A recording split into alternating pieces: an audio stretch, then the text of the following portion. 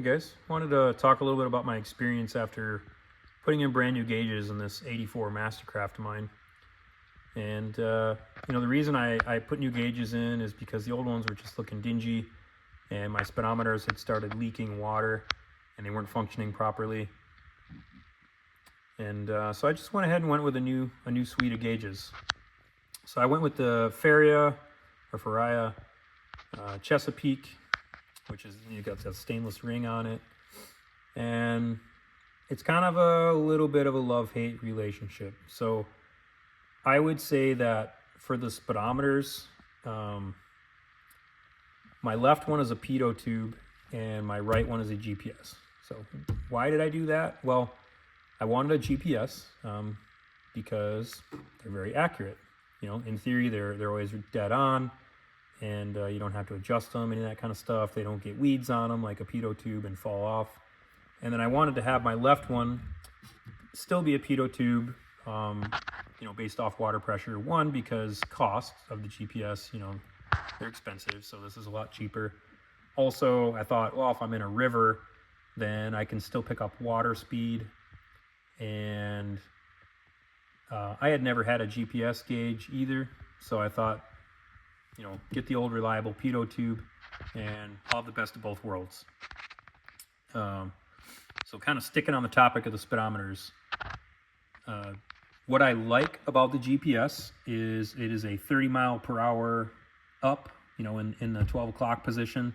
So when you're towing a skier, it's very easy to read in that, 30 to 35 or 36 mile per hour range that you're typically towing, or 20 or whatever. The graduations are very large. They're consistent. So great, easy to read speedometer, much like the old air glides that most of these old boats came with. The thing I don't like about this GPS gauge is occasionally it will get confused and not work. That's happened to me. It just straight up doesn't read. When you start this gauge, it goes through a startup procedure and it winds back and then it stops. And if you pay attention to that, you'll know whether it's working or not, and before you take off, and maybe you have to kill the boat and restart it. That doesn't happen very often, but it does happen, which is frustrating. Another thing with this GPS is the speed at which it picks up can be fairly slow, like its refresh rate.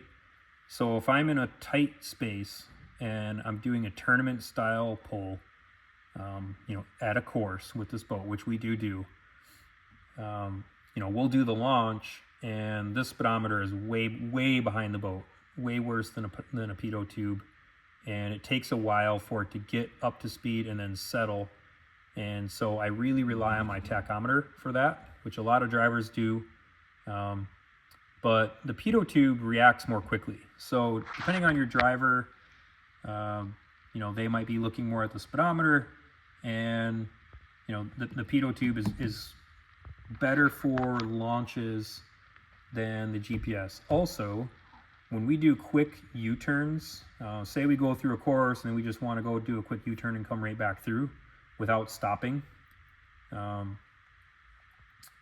this thing will drop basically to zero, almost to zero, and then it takes a while to build back up when that happens, because I guess we're turning the boat around in such a small area that the GPS tracking on it isn't that precise, and so it thinks the boat's going really slow, even though we've already gotten back up to speed and we're moving again. So then it has to build itself back up.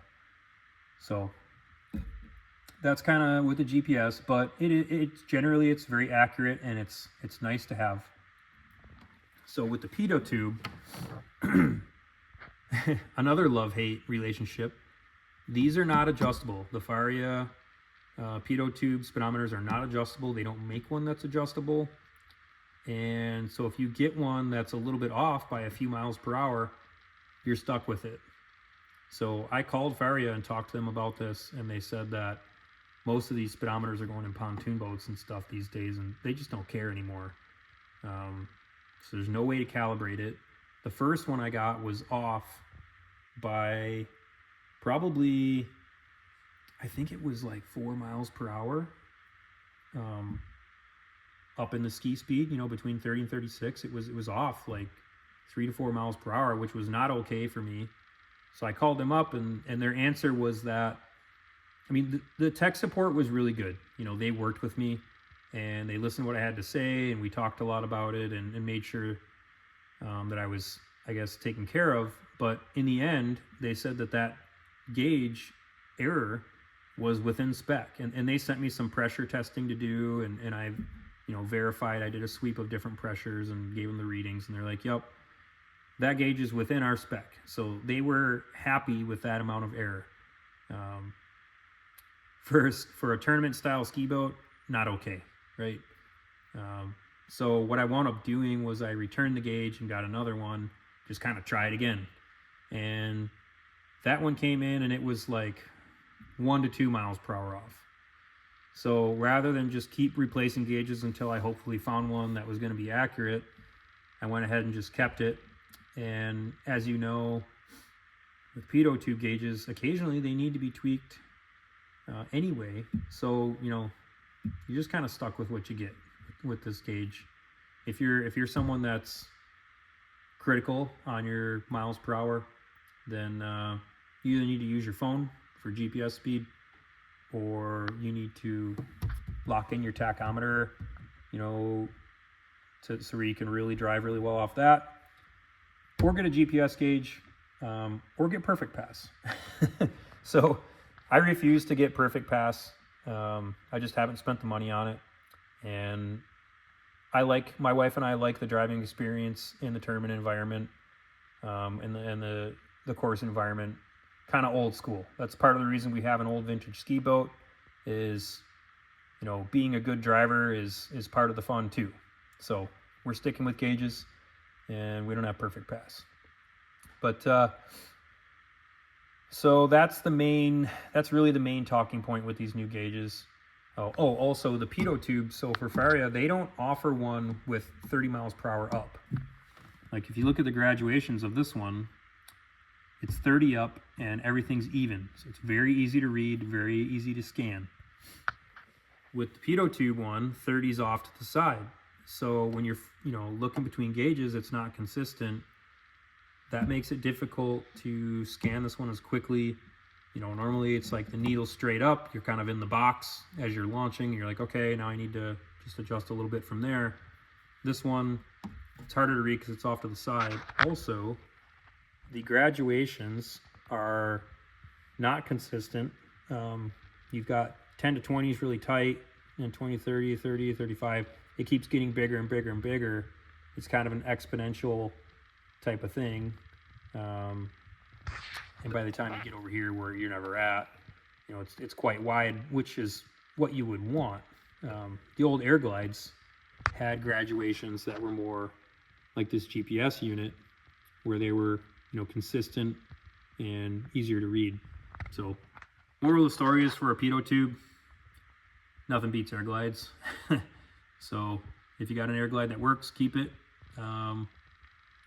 Or if you don't like the way it looks and you want to get rid of it but it still works, sell it to somebody like me, because there's a lot of guys out there that like air glides still.